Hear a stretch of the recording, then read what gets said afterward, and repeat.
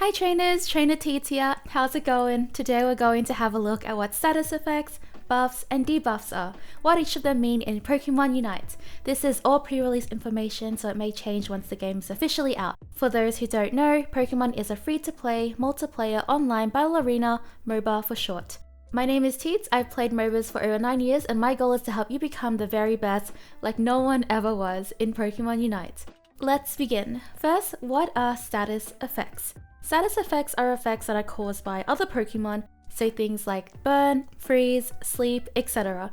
These are usually caused by certain moves. Status effects are super important in Pokemon Unite. We're going to go through all the status effects in Pokemon Unite that we currently know of. The first one is sleep. Sleep is an effect that will render enemy Pokemon immobile for a short duration. However, Pokemon who are inflicted by this can be woken up by taking damage. So this one is a form of crowd control. Generally, this can be used as helping others or yourself to escape since they cannot move, or just a form of way to give you and your team an advantage when fighting. If you're using this as a way to help others or yourself escape since the Pokemon cannot move or use its moves, you have to make sure that no one damages this enemy so you and your team can get away safely. Because if a Pokemon is asleep and you do damage them, they will wake up and be able to chase you or the ally.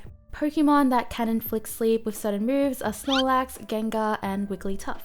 Next is burn. Burn is basically tick damage, so this is damage that happens over time. It will also slow enemy Pokemon movement speed while it is active. This status effect is common in fire-type Pokemon like Charizard and Cinderace. However, Gengar with a certain move can also inflict burn. Because it slows down the movement speed of enemy Pokemon, it can also be used to help with escapes, but it's really great for attacking enemy Pokemon as now they're slowed, but also taking damage over time, and because they are slowed, you can inflict even more damage on them.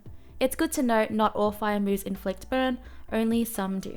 Next, we have freeze. You can freeze enemy Pokemon, which will make them unable to move for a short duration. This effect is common in Ice-type Pokemon, and the only Ice-type we have at the moment is Ninetales. Ninetales can freeze enemies with certain moves. Next, we have stuns.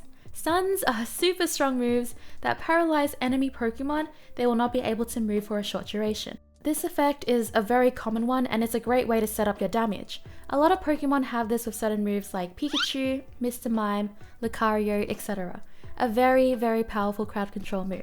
Next, we have Invulnerability. This one doesn't affect enemy Pokemon, instead it affects the player or ally they're using it on. Pokemon who use this will become immune to all attacks for a short duration. This means you will not take any damage. It could also mean that you're immune to crowd control, but I don't have an idea because I can't test this at the moment. However, I will test it as soon as the game does come out. You can use this effect to your advantage by wasting enemy damaging moves on you, or you could use this to push towards the enemy's goal zone or to just simply escape. Pokemon who currently have this effect are Cinderace, Wigglytuff, Charizard, and Machamp. Lastly, we have Poison. Poisoned Pokemon will lose hit points over time. So with this, I believe it's slower and it has more damage each time in comparison to Burn, which is a fast tick and lower damage. Pokemon who currently deal poison to enemies with certain moves are Venusaur and Gengar. So these are the current Pokemon status effects in the game. Of course, this can change when the game is out and I'll be sure to update you if it does. They could also add more when they add new Pokemon. Here is your question of the day. Which status effects do you think you would hate the most? Let me know in the comments down below. I think for me it would have to be the poison effect because you can see your health ticking down and sometimes there's nothing you can do about it. Next we have buffs and debuffs. Buffs and debuffs are temporary effects that can make you and your allies stronger and your enemies weaker. These will increase or decrease Pokemon stats. These are super cool, very important for fights. You want to use the right debuff or buff at the right time, and this knowledge will come to you over time as you play the game more. I will explain what each buff and debuff does and when it is an ideal time to use it.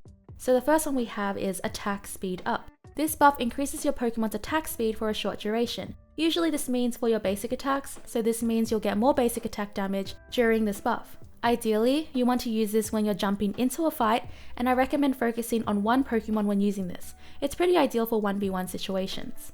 Pokemon who have this effect with certain moves are Garchomp, Cinderace, and Machamp. Next, we have Attack Up. Attack Up increases your damage. From my source on Game 8, it says that it increases your normal attack damage, which I believe means your basic attacks. So from what I understand, this will not increase the damage of your special attacks. Just like attack speed up, you'll want to use this when in fighting situations, and Pokemon who have this effect with certain moves are Lucario, Cinderace, and Greninja. Next, we have critical rate up. This one will increase your crit rate, so you'll have a higher chance to deal devastating critical hits for a short duration. Same situation as attack speed and attack up, you want to use this when engaging onto an enemy. Pokemon who can currently increase their crit rate are Absol and Machamp. Next, we have movement speed up. This buff will increase the movement speed of your Pokemon, so Pokemon who have this will move faster for a short duration. Ideally, you would use this when you're chasing an enemy, escaping from an enemy, or even in fights where it will help you kite, which means avoid their moves better. There are a lot of Pokemon who can use this or apply this to their allies with certain moves. A few examples are Eldegoss, Absol, and Talonflame. Next, we have defense down. This is a debuff, so debuffs will negatively affect your enemies for a short duration. Enemies who are affected by this will take more damage as they have lower defense. Ideally, you'd want to apply this to an enemy before unleashing all of your damaging moves on that enemy. Pokemon who can apply this with certain moves are Mr. Mime and Gengar. Why it's important to apply this before you use your damaging moves? Because their defenses are down, you will deal even more damage to that enemy. And the last debuff we have at the moment are slows. Slows are a very common form of crowd control. These will decrease the movement speed of the enemy Pokemon. Ideally, you'd want to use this when chasing an enemy, engaging in a fight, or even just to keep them in other moves longer so they take even more damage. A few examples of Pokemon who apply slows are Wigglytuff, Snorlax, and Cramorant. So as a little bonus, if you reach this far into the video, your second question of the day is which debuff or buff sounds the strongest or weakest to you? I would love to know in the comments down below. And there we have it, all the current buffs, debuffs, and status effects that I know of at the moment. They might add more, they might change it, I'm not too sure. But of course, once the game is officially out, I will check them, and if there's any changes, I will let you know here as fast as I can. I hope this helps you understand how they work and when to use them. I have a bunch of other guides to help you get started in Pokemon Unite when it is released, which I'll link here and down below. If you would like more of these guides, feel free to subscribe and click the bell for more Pokemon Unite news, guides, and gameplays. I'm also currently working on a new Discord server for our community here, focused around Pokemon Unite, which I will link down below when it's ready.